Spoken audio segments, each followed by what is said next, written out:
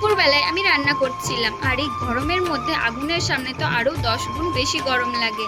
যদিও আমাকে শুধু ভাতটাই করতে হয়েছিল, বাকি রান্না মা করেই রেখে গেছে। আর বাইরে দেখো কত রোদ বেরিয়েছে। সকালবেলা একটু মেঘ করেছিল, ভেবেছিলাম আজ হয়তো বৃষ্টি হবে, কিন্তু বৃষ্টি তো ছাড়ো, তারপরে এত রোদ বেরিয়েছে যে কি বলবো।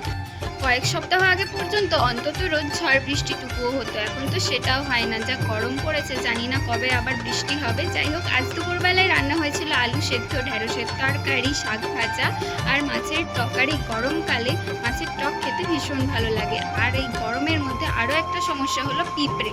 চারিদিকেই পিঁপড়ে, কোনো খাবার রাখলে তাতেও পিঁপড়ে, খাবার না রাখলেও পিঁপড়ে, দেওয়ালে সব জায়গাতেই শুধু পিঁপড়ে। আর গরমে শুধু একটা সমস্যা না, গরমে অনেক সমস্যাই আছে। যাই হোক, দেখো এখানে পুজোর প্রসাদ রাখা ছিল, তো একটা বড় পিঁপড়ের লাইন ওই প্রসাদের পলিথিনের মধ্যে ঢুকে পড়েছে। যাই হোক, আর সন্ধ্যাবেলায় সবাই মিলে বাইরে বসেছিলাম, কারণ বাইরে হাওয়া দিচ্ছিল, তাই একটু ভালো লাগছিল। আর আকাশের চাঁদটা দেখো কত সুন্দর লাগছে।